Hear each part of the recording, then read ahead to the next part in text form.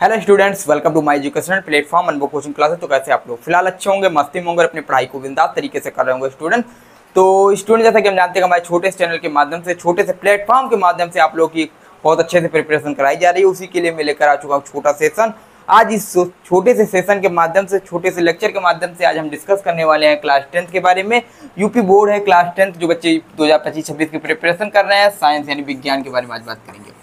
ठीक, हमारा एक लेक्चर हुआ था विज्ञान में, उसमें हमने क्या बात किया था। आज हम विज्ञान के बारे में बात करेंगे, किस प्रकार को विज्ञान को हमको पढ़ना है, किस प्रकार हमको विज्ञान को लेकर चलना है साइंस के बारे में। ठीक, तो क्वेश्चन कहाँ से बनने वाले हैं हमने पहले बात किया है। भैया जो बच्चे अभी भी नहीं जुड़े हमसे, जुड़ जाइए हमारे छोटे से प्लेटफॉर्म के माध्यम से, अनुभव कोचिंग क्लासेस के माध्यम से। आपका अपना छोटा सा परिवार अनुभव कोचिंग क्लासेस आपके इस यूपी बोर्ड की प्रिपरेशन कराएंगे बहुत ही दमदार तरीके से। आप लोग जुड़े रहना। ठीक, तो देखिए हमारे पास विज्ञान के बारे में क्या है। विज्ञान हमारा एक ऐसा पार्ट है जिसे हम साइंस कहते हैं।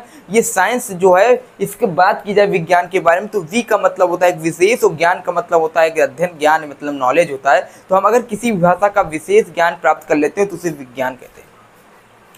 कोई भी सब्जेक्ट हो, ठीक है। तो हमारे पास सोशल साइंस यानी सामाजिक विज्ञान, अगर हम समाज के बारे में अध्ययन कर रहे हैं, समाज के बारे में कोई ज्ञान अर्जन कर रहे हैं, नॉलेज ले रहे हैं, तो एक विशेष ज्ञान प्राप्त कर रहे हैं, जिसे कहते हैं सही तरीके से, क्रमबद्ध तरीके से ज्ञान अर्जन करना, उसे ही कहते हैं विज्ञान। ठीक, तो विज्ञान के हमारे पास 3 पार्ट आ जाते हैं। जो हमारा क्लास 10th का जो साइंस है अलग पार्ट है, इसके हमारे 3 पार्ट आ जाते हैं। आज हम विज्ञान के बारे में पूरा डिस्कस करेंगे। ठीक, पहला आता रसायन विज्ञान। देखिए जो बच्चे अभी भी नहीं पढ़े हैं कुछ, उनके लिए भी सेशन ये रहने वाला है। आप लोग अभी भी कुछ नहीं पढ़े हैं, जुलाई से आ रहे हैं तो कोई दिक्कत नहीं, अभी कुछ नहीं हुआ है। जब दिसंबर आएगा, जनवरी आएगा, तो आपके लिए भैया दिल में धक धक होगा। तो वहाँ तक आप लोग के लिए कुछ नहीं, अभी कुछ नहीं बिगड़ा है। तो जब जागो तब सवेरा कहते नहीं है, जब जागो तब सवेरा। आप लोग की गर्मी की छुट्टी बहुत ही अच्छे से बीती, कोई दिक्कत नहीं। लेकिन अब ना बिताओ भैया, स्कूल जाओ और यहाँ पे क्लासेस करो, कोई दिक्कत नहीं। रसायन विज्ञान जो पहला चैप्टर होता है, इसमें टोटल कितने चैप्टर हैं? तो टोटल हमारे पास चैप्टर होते हैं 4 चैप्टर। 4 चैप्टर में हम बात करें तो पहला चैप्टर रसायन अभिक्रिया वाला, केमिकल रिएक्शन वाला आ जाता है। ठीक, रसायन अभिक्रिया हम बता देते हैं, रसायन अभिक्रिया वाला। दूसरा चैप्टर अम्ल क्षार एवं लवण वाला। तीसरा चैप्टर धातु वाला, और चौथा चैप्टर कार्बन संयोजकता वाला, जो कार्बन वाला। ठीक है चैप्टर, तो टोटल 4 चैप्टर होते हैं। दूसरा बात आता है जीव विज्ञान के बारे में बात करते हैं। कौन सा बच्चों? जीव विज्ञान होता है। और जीव विज्ञान में हम क्या करते हैं भैया, जीव विज्ञान हमारा पार्ट आ जाता है। जीव विज्ञान में हमारे टोटल 4 चैप्टर होते हैं। पहला चैप्टर हमारा जैव प्रक्रम। ठीक, आप लिखना चाहो तो आज लिख सकते हो, नहीं लिखना कोई दिक्कत नहीं। पहला जैव प्रक्रम, और दूसरा हमने कल बात किया है इस सेशन पे। ठीक, जो क्वेश्चन बैंक से हम दिखा रहे थे उसमें हमने बात किया है, कोई दिक्कत नहीं, भी आप बता दें। जैव प्रक्रम, उसके बाद क्या हो जाता है, दूसरा चैप्टर हो जाता है नियंत्रण समन्वय वाला। ठीक, आप लिख लीजिएगा नियंत्रण एवं समन्वय। ठीक, और तीसरा चैप्टर हमारा हो जाता है जैव प्रक्रम, जूजन कैसे करते हैं। और चौथा चैप्टर आनुवंशिकता वाला हो जाता है। टोटल कितने चैप्टर? तो यहाँ भी हमारे पास टोटल 4 चैप्टर रहने वाले। कितने चैप्टर रहने वाले बच्चों? 4 चैप्टर रहने वाले। 25 नंबर यहाँ से मिलेंगे हमको, 25 नंबर मिलेंगे। ठीक है, जो बच्चे अभी नहीं जुड़े हैं, अभी हमसे नहीं जुड़े हैं, जुड़ जाइएगा। यहाँ हमको 20 नंबर मिलेंगे। 20 नंबर का केमिस्ट्री रहेगा। ठीक है, और 25 नंबर का हमारा क्या रहने वाला है? जीव विज्ञान रहने वाला भैया। फिजिक्स यानी बात करें भौतिक विज्ञान के बारे में, जिसे फिजिक्स कहते हैं, ये होता है भैया भौतिक विज्ञान। सिलेक्शन है बहुत तेज हो रहा है, कोई दिक्कत नहीं, आज हम पढ़ाएंगे। ठीक, भौतिक विज्ञान में भी टोटल कितने चैप्टर की संख्या बात की जाए तो हमारे चैप्टर की संख्या हो जाती है 4 चैप्टर हो जाते हैं। अगर नंबर पूछा जाए, मार्क्स के बारे में बताया जाए कितने नंबर का पूछा जाता है, तो मार्क हमारा 25 नंबर हो जाता है। ठीक है, तो टोटल आप लोग को समझ में आया होगा। मैं उम्मीद करता हूँ आप लोग को यहाँ कोई समस्या नहीं रहने वाली है। पूरा साइंस है, साइंस विज्ञान जिसे कहते हैं। विज्ञान हमारा 3 विज्ञान हो जाते हैं, 3 भाग आ जाता है 20 नंबर में। 4 चैप्टर रसायन विज्ञान का, जीव विज्ञान और भौतिक विज्ञान। और यहाँ भी अगर बात की जाए तो भैया हमने पहले बताया, आज बता रहे हैं कि भैया केमिस्ट्री के रिएक्शन, यानी रसायन विज्ञान के रिएक्शन, जीव विज्ञान के डायग्राम और भौतिक विज्ञान के न्यूमेरिकल अगर नहीं तैयार हैं तो इनको पकड़ बना के चलिएगा। अगर इन पर आप ढिलाई करेंगे तो भैया आपके 95+ का टारगेट जो है वो चूक सकता है। ठीक, तो यहाँ पे हमको क्या करना है, यहाँ पे हमको रिएक्शन लेके चलना है। ठीक, आज हम स्ट्रैटेजी के बारे में बात कर रहे हैं। ठीक है, रिएक्शन लेके चलना है, आपको कोई भी रिएक्शन छोड़ के नहीं जाना है। कहाँ से? रसायन विज्ञान से। उसके बाद जीव विज्ञान में हमको क्या करना है भैया, चित्र लेके चलना है, डायग्राम लेके चलना है, कोई दिक्कत नहीं। ठीक, डायग्राम ब्रेकर में डायग्राम लिख सकते हैं या फिर चित्र लिख सकते हैं, यहाँ पे हमको लेकर चलना है।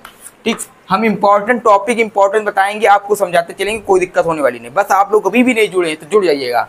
ठीक है, तो जीव विज्ञान है। उसके बाद भौतिक विज्ञान भैया हमने पहले बताया, अभी बताया, न्यूमेरिकल तैयार करके चलिएगा। न्यूमेरिकल आप लोग को तैयार है, और न्यूमेरिकल आएगा कहाँ से, तो ये आपको फार्मूला से आएगा, फार्मूला आपको तैयार करके चलना है। ठीक, जो बच्चे क्लास 12 का फिजिक्स नहीं है, क्लास 10th का फिजिक्स है, क्लास 10th का फिजिक्स बहुत ही बेसिक न्यूमेरिकल आते हैं, बहुत से बेसिक रहते हैं क्वेश्चन। आपको अगर फार्मूला तैयार है, फार्मूला हम बताएंगे, फार्मूला कैसे आधारित पे हम न्यूमेरिकल भी प्रैक्टिस कर सकते हैं, और सब फार्मूले पे बेस है, चाहे जो, ठीक है, फार्मूला बेस है। तो ये हमारा हो जाता है रसायन विज्ञान, जीव विज्ञान और भौतिक विज्ञान भैया 25 नंबर और 20 नंबर। ठीक, तो यहाँ से हमारा 6 नंबर का आ जाता है, क्या होता है बच्चों, 6 नंबर का MCQ, 6 MCQ यहाँ रहते हैं। ठीक, 7 MCQ यहाँ रहते हैं, और 7 ही MCQ यहाँ रहते हैं। ठीक, अगर MCQ की बात की जाए तो 6 MCQ केमिस्ट्री से पूछे जाते हैं, 7 MCQ बायोलॉजी से पूछे जाते हैं, 7 ही MCQ पूछे जाते हैं आपके कहाँ से, फिजिक्स से पूछे जाते हैं, और कोई समस्या नहीं है। ठीक है, तो टोटल आपके 7 7 14 और 6 आपके 20 MCQ यहाँ से रहने वाले हैं। ठीक, कोई समस्या नहीं होगी, बस आप लोग का होगा, हम कहते नहीं कि हर मुश्किल का हल होगा, आज नहीं तो कल होगा। ठीक, तो ये हमारा स्ट्रेटजी है, आप कैसे कौन से चैप्टर रहने वाले हैं। तो आज हम बात करेंगे हर चैप्टर के बारे में, किसके बारे में बात करेंगे तो आप लोग बता दे रहे हैं।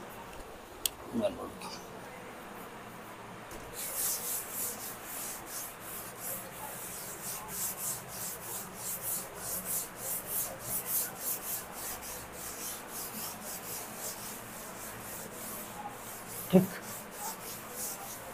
तो ये हमारा पूरा साइंस का पूरा था सिस्टम। अब इसमें हम बात करते हैं रसायन विज्ञान में, हमने सेशन ले चुके हैं। आज हम फिजिक्स के बारे यानी भौतिक विज्ञान के बारे में बात करेंगे, किस प्रकार भौतिक विज्ञान के क्वेश्चन, किस प्रकार भौतिक विज्ञान को समझने का प्रयास करेंगे। ठीक, तो आज जो लेक्चर रहने वाला है वो किसका रहने वाला है, भौतिक विज्ञान का रहने वाला है। आज हम भौतिक विज्ञान को पढ़ेंगे, और देखिए हमारा जो लेक्चर है वो हम डिवाइड कर देंगे, आपको सेशन 1-2 दिन में 2-2 दिन का पार्ट कर देंगे, जो होगा बताएंगे। ठीक है, तो आज हम देखेंगे भौतिक विज्ञान। अब भौतिक विज्ञान में जो बच्चे अभी नहीं जुड़े हैं पहले देख लीजिए, भौतिक विज्ञान में चैप्टर आपके 4 हैं, पहला नंबर, ठीक, दूसरा नंबर और तीसरा नंबर और चौथा नंबर, टोटल आपके 4 चैप्टर। पहला चैप्टर की बात की जाए तो हमारा हो जाता है, क्या होता है बच्चों, आप लोगों को पता होगा, प्रकाश का परावर्तन, प्रकाश का परावर्तन तथा अपवर्तन। ठीक, तो यहाँ से हम क्या करेंगे, प्रकाश का परावर्तन तथा अपवर्तन, और यहाँ पे आ जाता है मानव नेत्र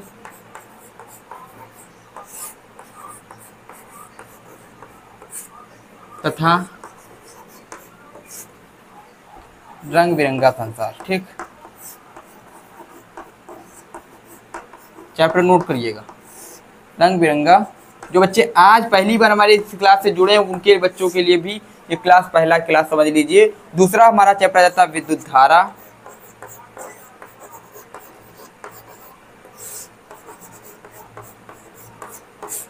और तीसरा चैप्टर हमारे पास हो जाता है विद्युत धारा का चुंबकीय प्रभाव।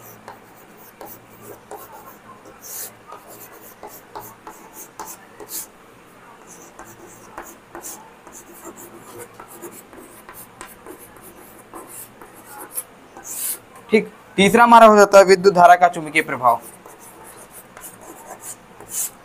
ठीक, तो बच्चे देखिए हमारा जो सेशन है इसमें फिजिक्स का है, फिजिक्स के भैया 4 चैप्टर हैं, और 4 चैप्टर में भी बात करते हैं। तो पहला चैप्टर हमारा प्रकाश का परावर्तन तथा अपवर्तन। ठीक, उसके बाद दूसरा चैप्टर मानव नेत्र तथा रंग बिरंगा संसार, और तीसरा हमारा विद्युत धारा तथा चुंबकीय प्रभाव। Total 4 chapter. यहाँ पे न्यूमेरिकल इससे आते हैं भैया, इसके आंकिक प्रश्न न्यूमेरिकल यहाँ से पूछे जाते हैं, हम जो बता रहे हैं। ठीक है, अगर इसमें न्यूमेरिकल लगा लेते, इसमें ज़्यादा न्यूमेरिकल, इसमें थ्योरी है, ज़्यादा कुछ नहीं, थ्योरी है आपका, पूरा थ्योरिकल है ये पूरा सेशन। ठीक, दूसरा चैप्टर थ्योरिकल है, इस पर आप फोकस ना कीजिए, हम आपको बताएंगे दोस्त के बारे में पढ़ना है। फिर इसमें भी न्यूमेरिकल है। ठीक, और बच्चे 3 चैप्टर इसमें न्यूमेरिकल ही न्यूमेरिकल हैं आपको। ठीक, न्यूमेरिकल की स्पेलिंग देख लीजिएगा, इसमें भी न्यूमेरिकल ही हैं। ठीक, तो हमारे न्यूमेरिकल वाले पहला चैप्टर, दूसरा चैप्टर, तीसरा चैप्टर और चौथा चैप्टर, ये टोटल आपके न्यूमेरिकल वाले चैप्टर है। ठीक है, तो यहाँ से अब आज हम बात करेंगे प्रकाश का परावर्तन तथा अपवर्तन के बारे में। तो भैया देखिएगा हम किस प्रकार यहाँ से क्वेश्चन किस प्रकार का बनेगा बता रहे हैं। ठीक है, अनसॉल्व के क्वेश्चन लाइक कर आएंगे का प्रयास करेंगे, नोट कर लीजिएगा।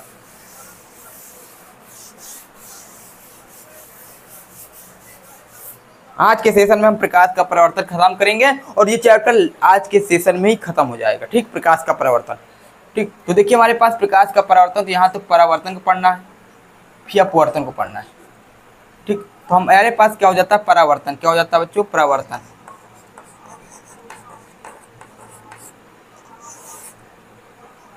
तो परावर्तन में क्या है हमारे पास, परावर्तन में हम बात करते हैं दर्पण के बारे में। ठीक, तो परावर्तन शब्द आया और अपवर्तन शब्द आया और प्रकाश शब्द आया। ठीक, तो हम तीनों चीज को हम समझने का प्रयास करेंगे। इसको थोड़ी देर के लिए मिटा दीजिए। क्या आया बच्चों, प्रकाश आया। अब देखिए हमारे पास प्रकाश आया, परावर्तन आया, अपवर्तन आया। तो सबसे पहले परावर्तन और अपवर्तन को समझने से पहले हम समझेंगे प्रकाश के बारे में। तो प्रकाश क्या है, प्रकाश हुआ है जो हमारी आंखों को क्या करती है, संवेदना उत्पन्न करती है। यानी आंखों संवेदना क्या करती है, संवेदना। ठीक, आंखों को, ठीक, आंखों को संवेदित करती है, फिर संवेदना उत्पन्न करती है। तो प्रकाश क्या है, हमारी आंखों को संवेदना उत्पन्न करती है, उसे क्या कहते हैं, प्रकाश कहते हैं। ठीक, यानी हमें अगर प्रकाश हमारी आंखों को बताती है कि वस्तु कोई है, यानी आंखों से प्रकाश के माध्यम से हम किसी वस्तु को देख सकते हैं। ठीक, इस प्रकार। अब प्रकाश जो होती है वो दो प्रकार की होती हैं।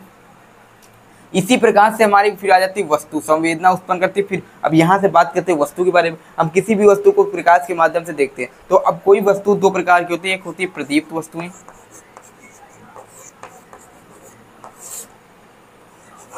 एक होता अदीप्त वस्तुएं। प्रदीप्त का मतलब जैसे सूर्य हुआ, जो खुद प्रकाश उत्पन्न करे उसे प्रदीप्त, और जैसे आपका जैसे कोई किताब हुआ जो खुद प्रकाश उत्पन्न न करे वो होता अदीप्त। ठीक, तो मैं यहाँ से समझ में आ रहा होगा। उसके बाद अब ये आप लोग को पहले पढ़ा रख चुके हैं, आप लोग जाके पिछला सेशन देख सकते हैं। यहाँ से हम बात करते हैं तो प्रकाश का परावर्तन। तो प्रकाश का परावर्तन क्या होता है, प्रकाश के परावर्तन में हम आज बात करते हैं। तो प्रकाश ये हमारे पास चिकना चिकना कोई पारदर्शी माध्यम है। ठीक, और यहाँ क्या होता है, कोई प्रकाश आती है, ठीक है, और यहाँ से आके टकरा के चली जाती है, और ये हमारे पास क्या है, किरण आती है, और ये किरण आके चली जाती है। ठीक, और ये हमारे पास एक अभिलंब हो जाता है। ठीक, तो हमारे पास जो प्रकाश किरण आई उसे कहते हैं आपतित किरण। क्या कहते हैं, आपतित।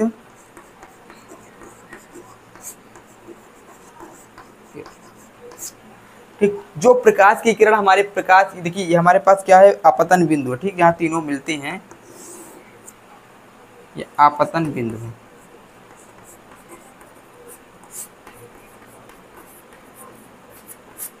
ठीक, और ये हमारे पास परावर्तन किरण है, परावर्तित किरणें। ठीक, परावर्तित किरण।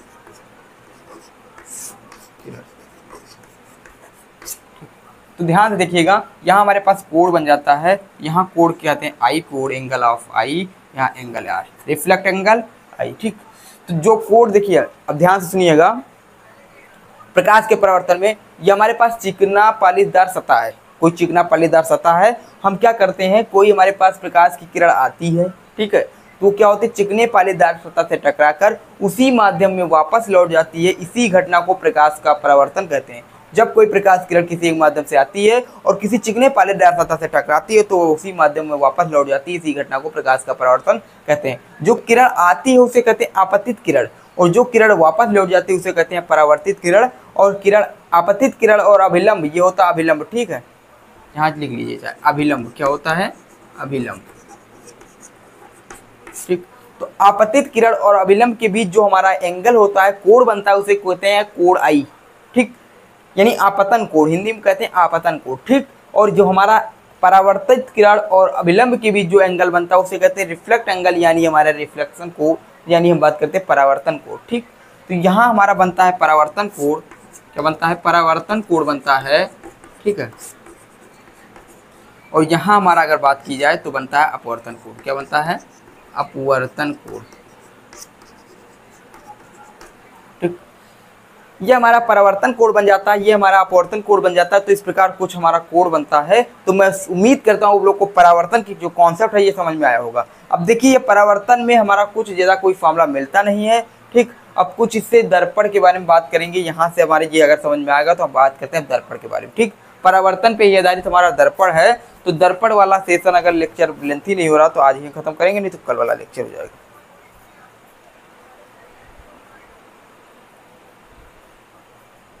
ठीक, तो दर्पण के बारे में आज हम देख लेते हैं। मैं उम्मीद करता हूँ परावर्तन समझ में आ रहा होगा, परावर्तन समझ में आ गया। ठीक, जब प्रकाश किरण कोई पारदर्शी माध्यम एक माध्यम से जाके किसी चिकने पारीदार सतह से टकराती है तो उसी माध्यम में वापस लौट जाती है। ये घटना प्रकाश का परावर्तन कहलाता है, या हमारा रिफ्लेक्ट यानी कोड़ाई हो जाता है, ये कोड़ार हो जाता है। आप लोग को समझ में आया होगा। ठीक मिटा,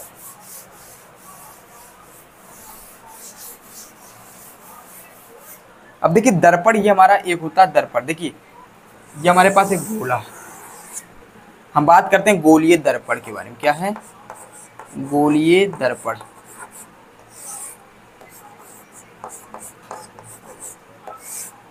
ठीक, गोलीय दर्पण। तो गोलीय दर्पण आज हम देखेंगे अभी। ठीक, तो गोलीय दर्पण क्या होता है? एक कटे खोखले गोले का कटा हुआ भाग होता है। ये हमारे पास एक खोखला गोला है। ठीक, अब इसी खोखले गोले को हम काट देते हैं। इसी खोखले गोले को अगर हम काट दें तो ये हमारे पास खोखला गोला कट जाता है। ठीक, और ये काटने के बाद हम क्या करते हैं, ये वाला हिस्सा उठाते हैं और यहाँ रख देते हैं। ये वाला हिस्सा देखो हमने बीच से काट दिया। ठीक, हमने इसको काट दिया बीच से, और काटने के बाद जो ये वाला शेप हमने यहाँ उठा के रख दिया तो ये हमारा शेप ये इस तरह आ जाएगा। ये वाला उठा के हमने यहाँ रख दिया, इसको मिटा देते हैं। ये उठा के, भाई हमारे पास वो वाला सिस्टम तो है नहीं कि हमने जूम किया, क्लिक किया, उठा के यहाँ रख दिया। वो भी समय आएगा, वो भी समय आएगा, बस आप लोग अगर प्यार और सपोर्ट बना रहा तो। ठीक, कि क्लिक करेंगे, उठा के वहाँ रख देंगे, बस आज इस तरह उठा रहे हैं। ठीक है, तो यहाँ पे हमारे काट दिया, काटने के बाद हम इसको मिटा देते हैं और यही वाला समझ लेते हैं, यहाँ रख दिया। और हमारे पास ये होता है, पीछे से अगर कलई कर देते हैं, ये हमारे पास कलई कर दिए, ये एक दर्पण तैयार होगा, गोलीय दर्पण, और इधर पीछे कलई होता है। ठीक, ये एक दर्पण तैयार हो गया। ठीक, अब ध्यान से सुनिएगा, हमारे पास क्या होता है, गोलीय दर्पण एक कटे हुए खोखले गोले का कटा हुआ भाग होता है। हमारे पास एक खोखला गोला था, हमने उसको काट दिया तो दो दर्पण निकल के आए, ये वाला हिस्सा, एक ये वाला हिस्सा, इसको आगे रख दिया तो ये हमारे पास दर्पण। और ये जो हमारा दर्पण का उभरा हुआ भाग होता है, परावर्तक पृष्ठ, जो जिसपे कलई होती है वो परावर्तक पृष्ठ नहीं होता, उसके जो जिसपे कलई नहीं होती है वो होता परावर्तक पृष्ठ। इस पे कलई नहीं की गई तो आगे वाला जो शेप होता है ये कहलाता है परावर्तक पृष्ठ। क्या कहलाता है? परावर्तक पृष्ठ कहलाता है। इसके आगे आगे आगे जो शेप में कलाई नहीं की गई है तो ये क्या कहलाएगा? परावर्तक पृष्ठ कहलाएगा। क्या कहलाएगा? परावर्तक पृष्ठ कहलाएगा। ठीक है, अब देखिए इस पे आकृति पे कलाई नहीं की गई तो ये परावर्तक पृष्ठ, परावर्तक पृष्ठ। जिसका परावर्तक पृष्ठ उभरा हुआ, उसे उभरा, उसे उत्तल। जिसका परावर्तक पृष्ठ उभरा हुआ वो कहलाता है उत्तल दर्पण। क्या कहलाता है? उत्तल दर्पण। इसका परावर्तक पृष्ठ क्या होता है? उभरा हुआ नहीं है, धंसा हुआ है, तो क्या कहलाएगा? ये अवतल दर्पण कहलाएगा। क्या कहलाएगा?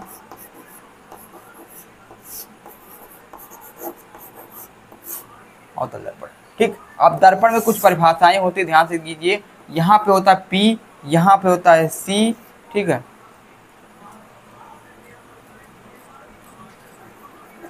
यहाँ पे होता है F,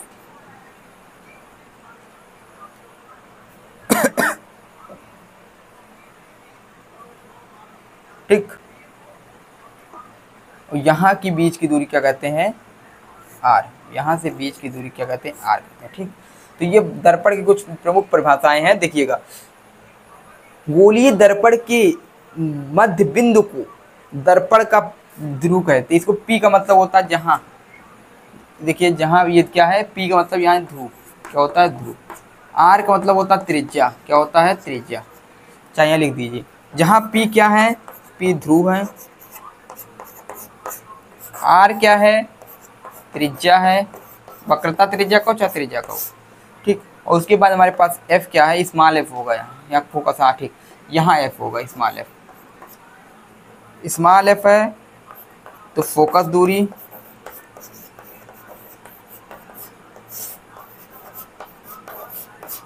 और कैपिटल F है तो फोकस बिंदु।